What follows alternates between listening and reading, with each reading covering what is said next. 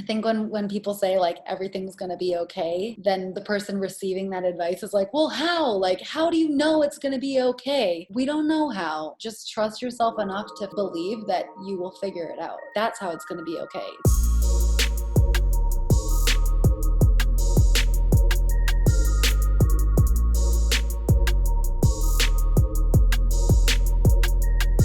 And we're live.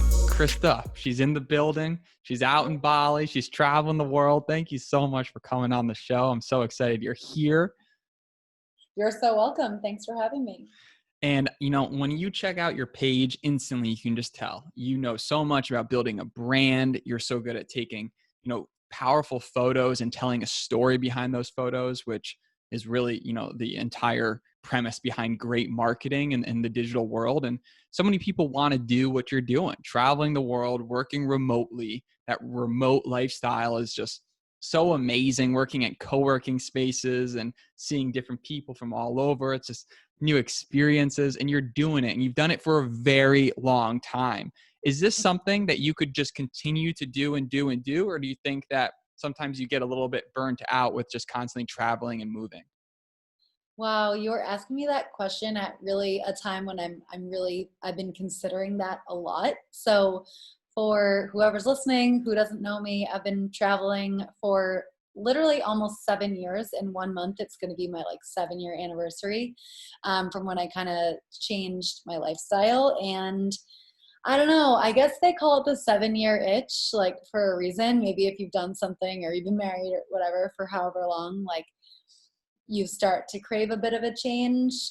I don't know if it's because of COVID, keeping me here in Bali, and haven't really ever been somewhere for as long as I've been here, which is 6 months, by the way. I'm loving living in Bali.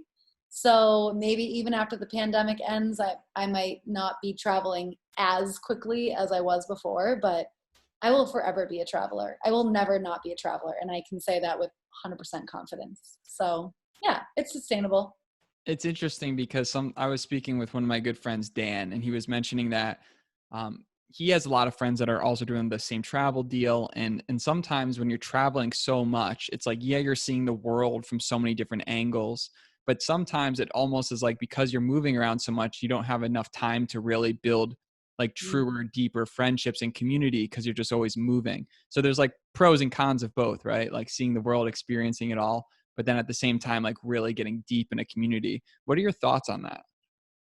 I don't necessarily agree about the community thing because I have my own perspective that I've developed about relationships as a traveler. And I think it's not necessarily that it's better or worse, it's just different. But I will say that having slowed down my traveling significantly / stopped my travel because of the pandemic, I have much, much, much more time to work on myself.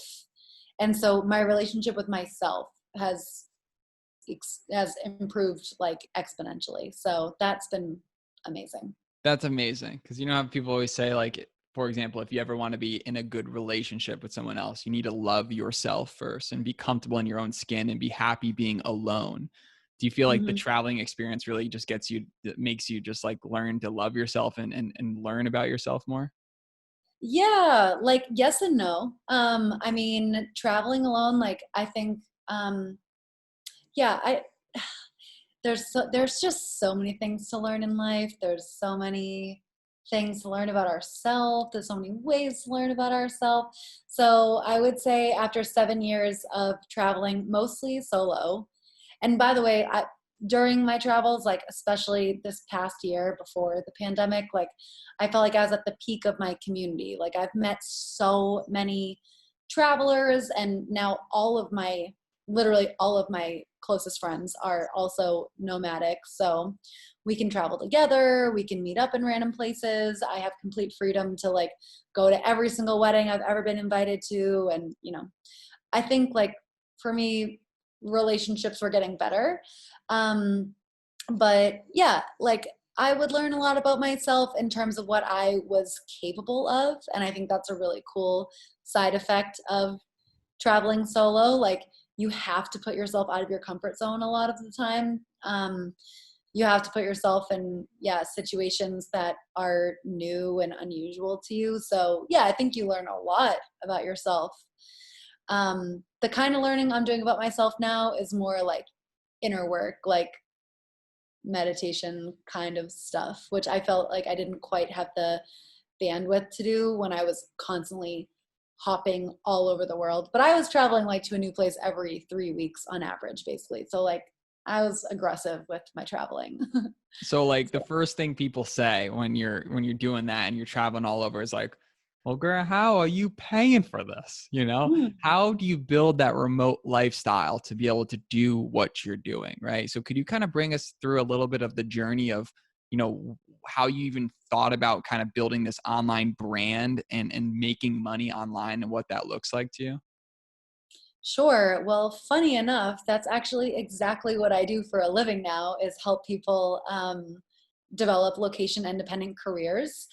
And as a location independence career coach, I will say that like what I focus on is helping people discover what is the thing that is going to be the best suited for them. And there's just an infinite number of things that you can do to work online. And I really mean that when I say infinite, it's not actually an exaggeration. Like there's just so many there. I could talk forever about it, about all the different things that you could do. But yeah, for people that want to develop their own location independent lifestyle and career, I would say you really need to think deeply about what are the things that you like doing in terms of work. Like what tasks have you ever done at work that bring you some sort of joy or make you feel confident? Who are people in the world that you are interested in helping? And it doesn't have to be like, you don't need to be a savior. Like you could help like moms, or you could help restaurant owners or whatever. But yeah, you kind of just want to think about what are things that you're good at, who are people you like to work with, and then maybe you need to learn a new skill. But you can learn a new skill online with an online course super easily for like maybe an investment of $500 or less. And you put all those things together and you can build something. And as I'm saying this, I feel like that probably sounds really abstract, but um, it's just getting over yourself really, and just being like, yeah, I'm just going to do whatever it takes to figure it out. And if you have that attitude, I promise you, you will just figure it out. It's not actually that hard. Right. It's interesting because you can literally build a business doing anything. I mean, if you Yeah. have that skill, and one thing I find a lot with freelancers, I don't know do you know Alex Fasulo by any chance? Yeah, I do. All right. So she's a good friend of mine. She was actually just on the podcast again as well. And Cool. um, we were just talking She's so about like, proud. we were just talking about how basically when you are a freelancer and you have like a particular skill set, how valuable it is to have like a referral network of people that do other things that are like relative to a client. So an example for everyone listening would be like if someone was building a website, that's their specialty. Someone's a designer of the website. Someone's an SEO specialist for the website. All these different pieces plugged together to help, a client. But what happens is like building out that kind of network of people that can do a lot of these different things that need to get done. You're able to get referrals from each other. You help each other out, and it allows you to get more business because like one of the hardest parts, and I'm sure you've recognized this, is getting to a point where your residual income and what you're making is enough to sustain your lifestyle comfortably, right? And that's a different number for everybody, but getting there as fast as possible. What are your thoughts on kind of like building that network of people that all kind of help each other with referrals and that community? So okay, two thoughts. First thing is you don't need to reinvent the wheel to start working online. And you don't need to have some kind of crazy skill that no one else can do. Like just pick one basic thing. One thing. Like you said, like learn how to design a website, or learn how to write blog posts really well, or learn how to like edit Instagram photos really well. Just pick one thing, then go on Facebook onto a group where people who need that one thing are in. So for example, if you know how to write Instagram, if you know how to like edit Instagram photos, you could go to a Facebook group where there's a bunch of like coaches, like people who have a personal brand who probably need better Instagram photos, and just start talking to those people. So like even if no one in your own personal network needs your services, like there are groups of people out there just waiting for you to pitch to them. It's easy. It's easy. That's great. Cause it is easy. It's easy, but so few do it, right? It's like It's scary. the gym is easy. You know, it's like Yeah, hardest part is getting to the gym, you know? It's like, you know, right. that period when you're at the gym and you're sitting in your car, for you, your motorbike, shout out. And you're just sitting there and you're like you're playing on your phone. You're like, you're so close to the gym and yet you're still holding yourself back like 5 feet. But then once you get in there, it's easy. Like even with me in the podcast, like when I'm in like grind mode, I'm just like ripping it, like beast, like 3 or 4 podcasts in a day, like booking a lot of meetings. But sometimes like if I'm working on, you know, my data business or different types of stuff, like getting out of the fun, like stepping into the new world, you know, just to kind of do it. That's like the hardest part, you know, but once you're doing it, you're doing it. You feel me? Yeah. Well, because it's what the point that I'm trying to make is just everything, like all the hard part, it's just in our minds. Like there's like anybody who's listening to this, I don't know who you are. I don't know what your background is. I don't know what your education is. I don't know how much money you need to make. I don't know anything about you. You can do it. Like you can do it. You just need to get over your fear of putting yourself out there and like just start, and you can figure it out. Like everything you need is out there for free. It's It's just interesting about your mind.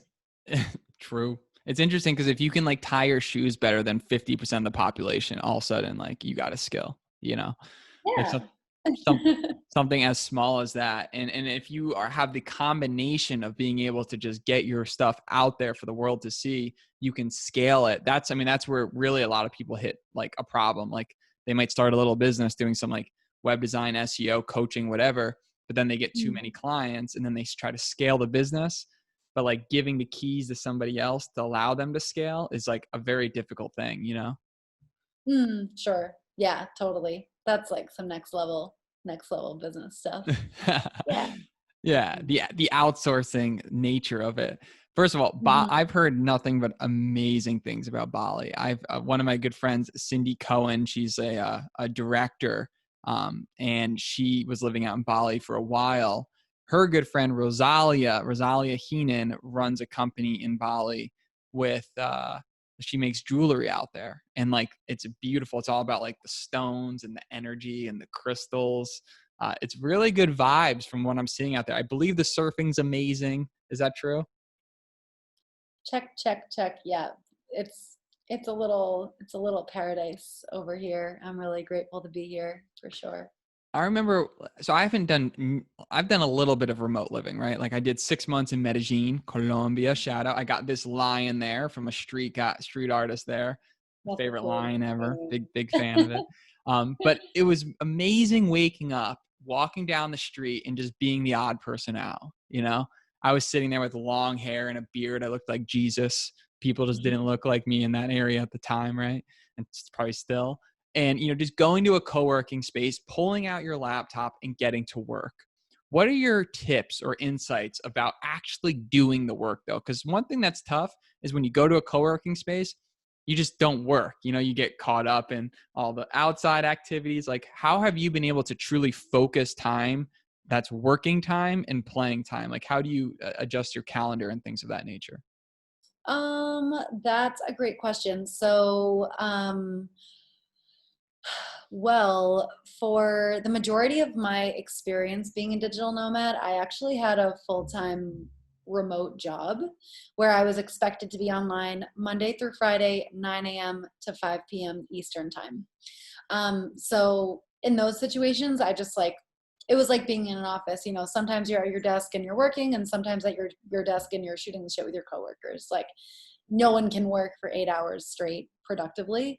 Now that I'm working for myself, well, first of all, like, I mean, I actually really liked my office job, but working for myself where what I'm doing feels like so much more purpose driven, and I'm much more motivated because the work that I do directly relates to my personal income and my personal success. So first of all, I feel I'm excited to do my work, and I like doing my work. And even if stuff's difficult, like I like wake up and I wanna do the work. So that helps a lot.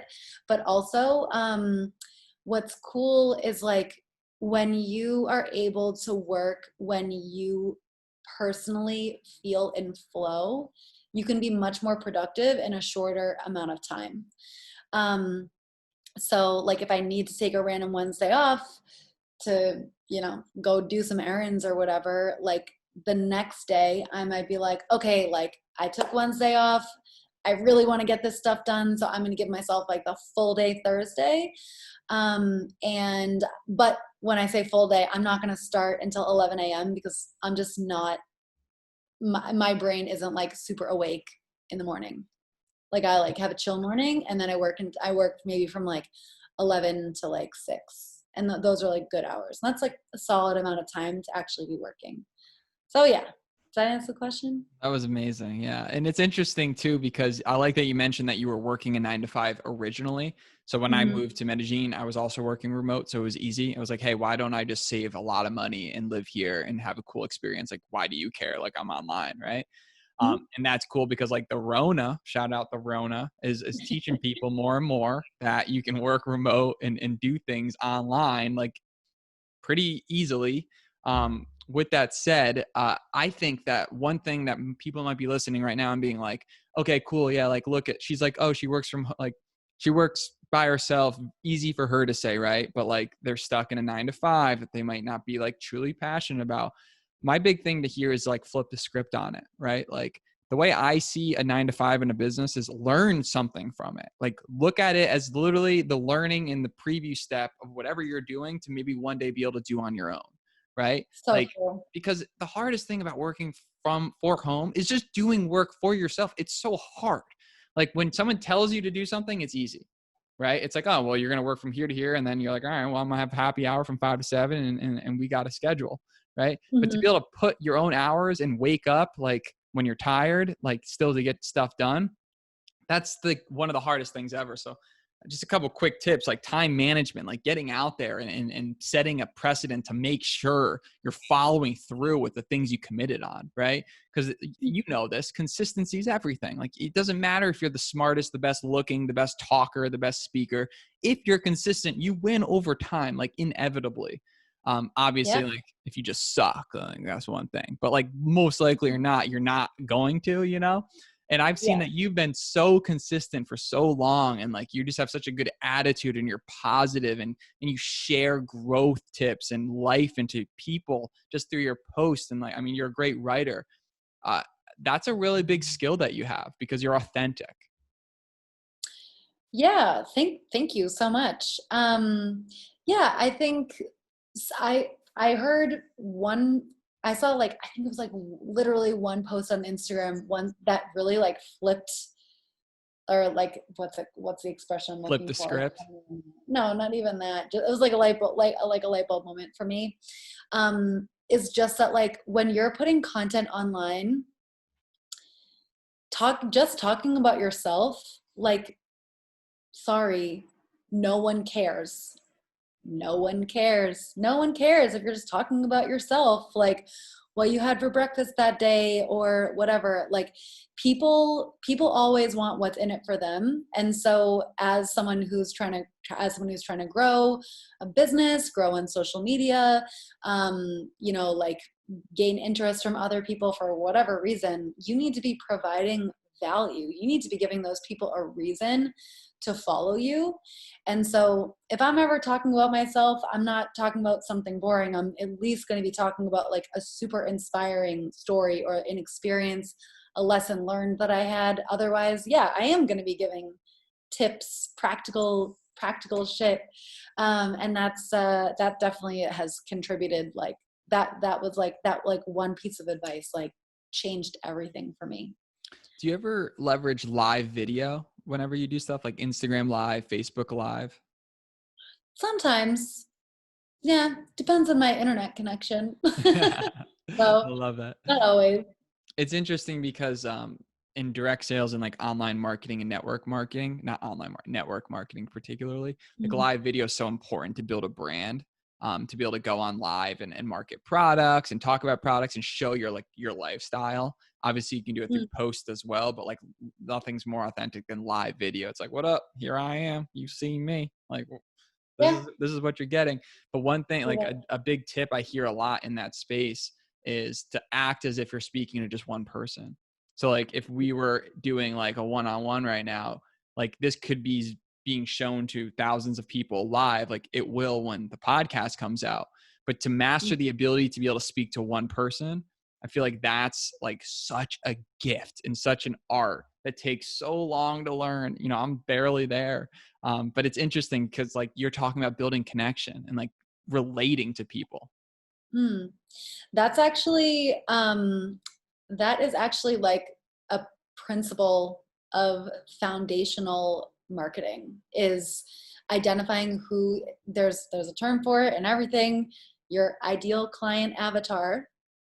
I think a lot of people who are like don't really understand marketing, or they're just not that good at marketing, maybe they feel like they need to reach as many people as possible because they just think about it very like black and white, like I want more sales, therefore I need to reach more people, and they don't care who those people are. But like those people, you really just need to pick one of them that is gonna be the person that you most want to reach, and that's most gonna resonate with what your message is. And yeah, you strategically, like it's not an accident to talk to just one person on a live, like theoretically it's like be strategic about it, like define that person, like give them a name, go find a picture on Google, and like, you know. So anyway, my ideal client avatar, her name is Brooklyn. Shout And out. yeah, and she like, yeah, she's 23 years old, and she's been living and working at an agency, and she's burnt out by it, and she's just over it, and she wants to travel, but she feels like she has no money. That's who I'm talking to in everything that I do. And like, it doesn't mean that other people can't listen. It just means that when I speak, or when I write copy, or when I do literally anything that has to do with my brand or my marketing, like it just makes everything so much more cohesive and clear. And when you're cohesive and clear and consistent, people start trusting you because they see you being authentic, because you're just the same across the board all the time. And yeah, it's just marketing 101 is know who your ICA is, your ideal client avatar, and it's just going to make your whole everything so much easier. That's interesting. I And love that. Cause like in like the enterprise sales type of world, that it's the same, it's very similar. ICP, ideal customer profile. So there like you go. different ways of saying it and like niching out that perfect heart. And like, what do you recommend to the people? And I'm in a situation very much like this, where you don't have like an ICP, right? Like you like so many different things and you Yeah. can't niche out. What do you say to people in that sense? I say, too bad. Figure it out. Like I say, pick one. Pick one thing. I have a lot of interests. I have many interests. I how could I not? You know what I mean? But the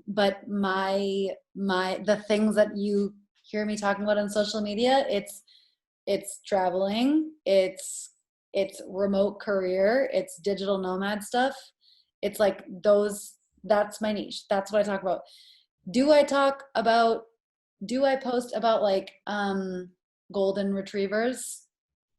I love golden retrievers. I love them. Love them. Want to cuddle them all day. But do I post about them? No. Do I post about what I ate for breakfast today? No. Do I post about like, I don't even know, like my, I don't know, my brother's birthday? Like, sorry to my brother, but like, I'm not going to post about his birthday on my thing unless I can tie it into the brand. And I think when you have a personal brand, you do have to make those like sacrifices, if you will, that you just can't talk about all the things that you love, because it's gonna thin your content, and therefore you're not going to be as consistent, therefore people aren't going to trust you as much. And like, if you're going to build a personal brand, you need to take it seriously. Like, you just have to pick something and be consistent about it. Interesting. Something I learned from you right there is taking like the overarching theme, right? So Yeah, like, what can you link to all the other passions? You know, like if you do love golden retrievers too, then maybe you can do some blog post about how you visited a golden retriever park in Uruguay, and totally. because you're a travel nomad. Yeah, this is another principle in marketing, something that I also teach in my digital nomad mentorship programs. But yeah, when you're building a brand too, like, you want to make sure you know what your content pillars are, and you probably shouldn't have more than 5. So mine, I guess I haven't thought about the strategy in a long time, because now it's just like who I am. But I talk about, yeah, travel. I talk about destinations. Um, Digital nomad lifestyle, remote career stuff, um, my personal story, and, and stuff that inspires me.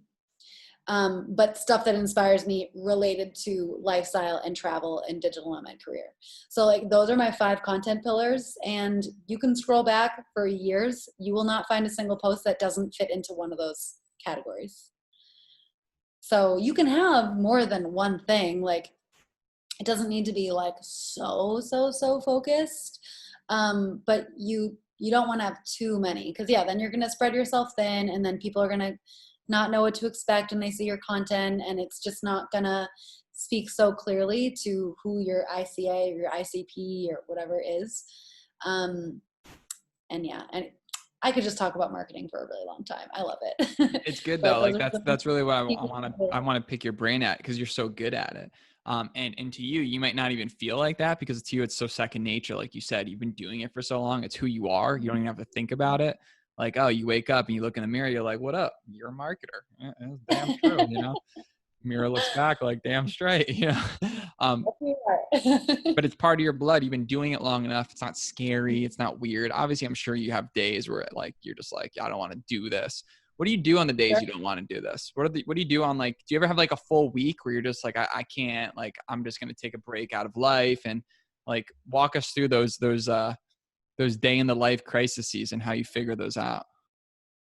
Oh, well, I totally took like 3 weeks off of working when the pandemic first happened. Like, I was very much in internal crisis mode. Like, we all were. But I was just trying to figure out like where I was going to lay my head every night, basically. Like, being a traveler, when borders were slamming down in my face left and right, like, that was really scary and intense. So yeah, I pretty much didn't work for like 3 weeks. And I just had to apologize to my clients, and I ended up giving them like 2 extra free weeks of coaching, because I wasn't fully present during those weeks that I was just like, not emotionally, mentally available for them. So yeah. And yeah, like, you just have to take care of yourself. And I mean, I guess when I had my 9 to 5, I definitely partied a lot more than I do now. Um, Now, like, I don't want to be hungover because I want to be working. So, I think like the motivation, I have days where I just like don't want to do something. And that's okay. I let myself have those days that I don't do anything, because I know that like I still want to be working. So the motivation will come back. I just trust that it will, and it's like not a problem. So yeah, some days you just got to enjoy the fact that you live in Bali and you go to the beach. How has like Bali been with COVID? Yeah, good. It's been good. Like, Um, are people like normal, or like, are people over it, or is masks very normal? Like, what's good? Things are pretty much normal here. You probably wouldn't even know that there's a pandemic out there. So yeah, really, really feeling super blessed to be here. There have just been very few cases. Um, any cases that I've heard about, it's just been people that like have it for 3 days and then they get over it. And yeah, so bars are still open. There was like a few months, probably like in May, things started opening up. So like the first few months of COVID, a lot of stuff was closed and you had to wear a mask everywhere. And now it doesn't really feel like that anymore. Do you So yeah. scuba dive? Yeah, I do. Amazing. I'm so jealous. I love diving, and Bali's like one of the best places to do it. It's a good spot. I actually went a few weeks ago. Yeah, it was beautiful down there. You know what was really nice about scuba diving that I just want to share with everybody is like we hear all this stuff about the coral reefs just dying and like, you know, as someone who travels as much as I do, I really care about the environment and I really care about the world and it just breaks my heart to hear stuff like that.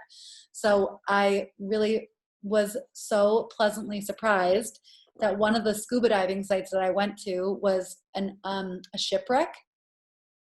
And literally, like, you couldn't even see the ship because it was teeming with beautiful life. Like, the most colorful coral, so many fish, like, gorgeous, like, anemone, seaweed everywhere. And it was amazing. And I was like, oh my God, like, stuff like the world can rebuild itself. We just got to give it a chance. So that was really nice. Thought I'd share that story. Thanks for sharing. I mean, there's not, to me, like you mentioned meditation, right? I definitely Mm-hmm. I struggle with meditation. I tell our listeners all the time, I'm a squirrel, I'm just always moving around. Right. But diving is the only time I know I'm meditating, because like you're not Mm-hmm. thinking about anything else besides the fact that you got to breathe. And if that breathing stops, you better be ready to swim up in a controlled descent. You're That just is so so true. you're so engulfed and focused in this new world. It's like real life Pokemon. Like you look to the left, angelfish, ray. Like you just never know what's coming. It's like this beautiful world of what's going to come next. It's the most exciting thing like ever. Everyone should dive. And if you don't dive, at least snorkel. You know what I mean? Yeah, I agree. I agree. It is very meditative and just cool to like experience like upside down life, basically, like the other side.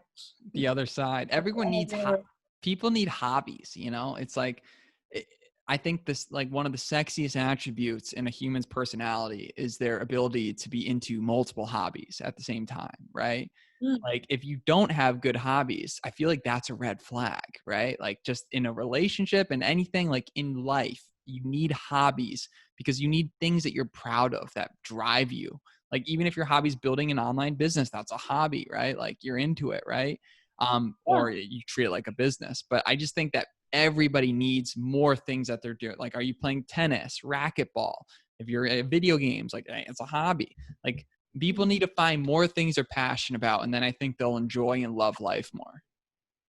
I agree. Amen. Amen. Right? Because it's like there's so many things out there that are interesting. Archery, pretty sick. All right. Like, I don't know if you've ever seen Lord of the Rings, but if you want to go full Legolas and want to learn how to be an archer, that sounds like a great thing to do. If you want to get into plants, learn plants and YouTube plants. I've been researching heavily about getting Bengal cats. Do you know what Bengal cats are? No. Are you a What cat kind of? person? I'm not. I'm allergic to cats. Are you a So dog? sad. You're a dog From a person? distance. I All love right, fair dogs. enough. Well, Golden retrievers. I'm going to be getting my own place in like 2 months here, and I think I'm going to get like these Bengal. They're like super expensive, but they look like little leopards, and they're just gorgeous. So I've been Oh. looking at Bengal cats, and that gets me stoked at night. Like everybody needs to find something that gets them excited about life and makes them more happy, because it'll just make them better at what they do. You feel me? Yeah, I do. I do. I do. That's the word of the day. Now, in terms of like spitting this back towards your incredible marketing career and things that you have done, what changed for you when you felt like you were doing decent and then you got to a point where you were like, good? Did you implement any strategies that changed? And like, do you remember like a certain moment where like things really clicked for you? Yeah, I hired a business coach. It was like probably it was the biggest investment I personally have ever made in my life. And it paid off so much. And she really just changed everything for me.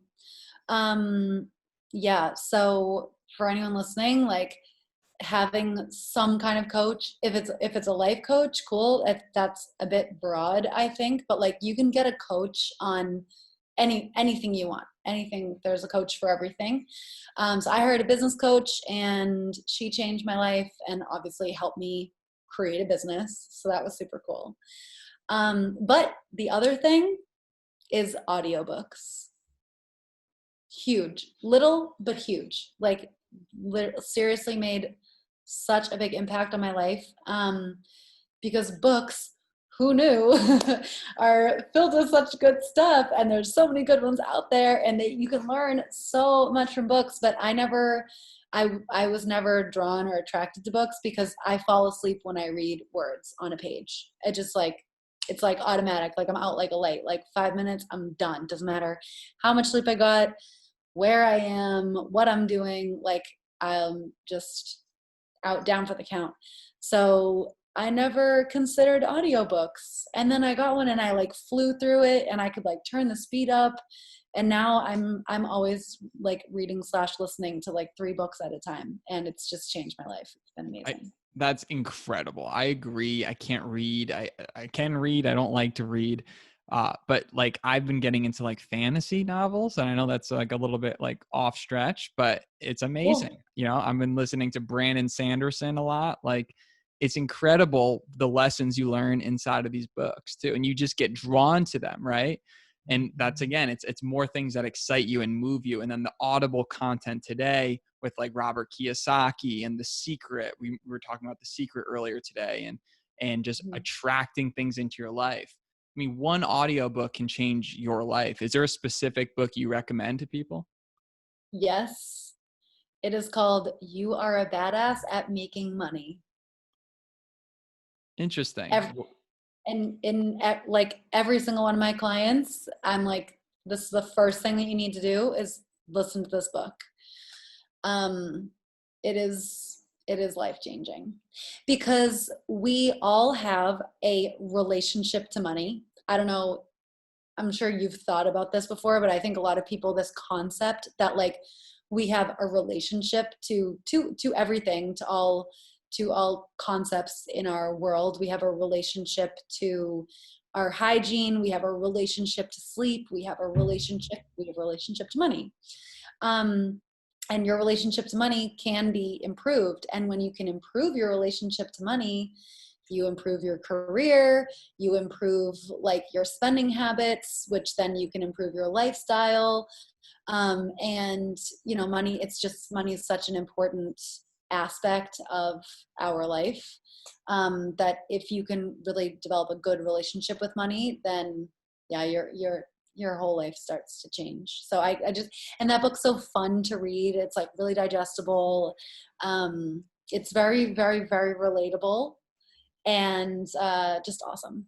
That's awesome. Yeah. I like that you brought that up, because like people that take the time to learn that changes everything, right? Mhm. Like I have a couple friends that are like credit hackers, and they like do the whole credit card deal and like the whole travel hacking world. It's so interesting, like what you can do if you just like understand how to use and leverage credit, and understanding just the basics of finance, mutual funds, and how money works and things of that nature. It's not Yeah. taught to us, right? Like you have to go out there and be curious enough to learn. And that's sometimes a daunting task, especially if you don't come from money. It doesn't seem like a topic that's typically talked a lot about. Yeah. Well, so like that, all that stuff, like totally that plays into our relationship with money, but this book actually just like really goes more into like our soul relationship with money. Like do we think that money is abundant, or do we think that money is scarce? Do we think that there's enough money for everyone, or do we think that we have to like fight for money? Do we think that that there will always be another way to make money, or do we think that our methods of making money are extremely limited to like, you know, whatever? Do we think that the sources are ever going to run out? That really, like, the abundance versus scarcity mindset with money is the biggest thing. But also, like, there's, in the book, she also like challenges you to go back to parts of your childhood where you first understood what the concept of expensive or cheap was, and what was happening in your life at that time, and who was teaching you about those things, and what was that person's relationship to money. So can I tell you a little story? This was how I started like thinking about this. So the first time that like I think I really understood what money was when I was like, I think I was like 7 years old. My family was buying a new car.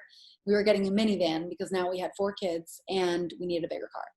So my dad is a very frugal person, very, very, very frugal.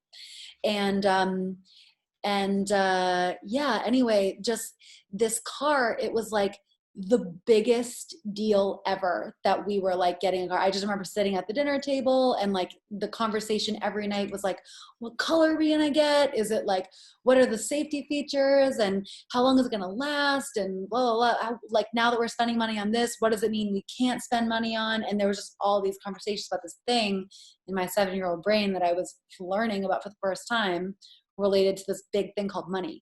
And then the car came. Finally, we like finally got the car, cleared out the driveway or the garage or whatever. And then I remember that night I was like so concerned about the car. I kept sneaking downstairs to open the garage door and peek on the car to make sure that it was okay, because I knew that this car equaled a lot of money, and I didn't know what a lot of money was, but I knew that it made my parents stressed out and like consumed. So how do you think that affects how I thought about money? In my head and in my heart, I equated money to something related to stress. And I always thought, maybe I don't need that much money because I only want enough for what I need, so I won't feel this feeling of stress. So now that I've read this book and I've started work and I worked with a coach and whatever, I had to readjust my beliefs about money to allow me to make more money, because you can only make as much money as what basically like vibration you're putting out there. And the vibration I was putting out there was like, I only want to make what's enough. But now I want an abundance of money, and I'm making an abundance of money, which just like, it was like a mindset shift and just changed everything. That's amazing. Thanks for telling that story. Yeah, you're welcome. Everybody needs to read the book. So good. It's so interesting. Yeah. I mean, like these preconceived notions that we're born with that we don't even really know is happening to us, but based on some experience we have, it's shaped everything about who we are today. Mm-hmm. Yep. Yeah. Everything when we're little kids shapes our life.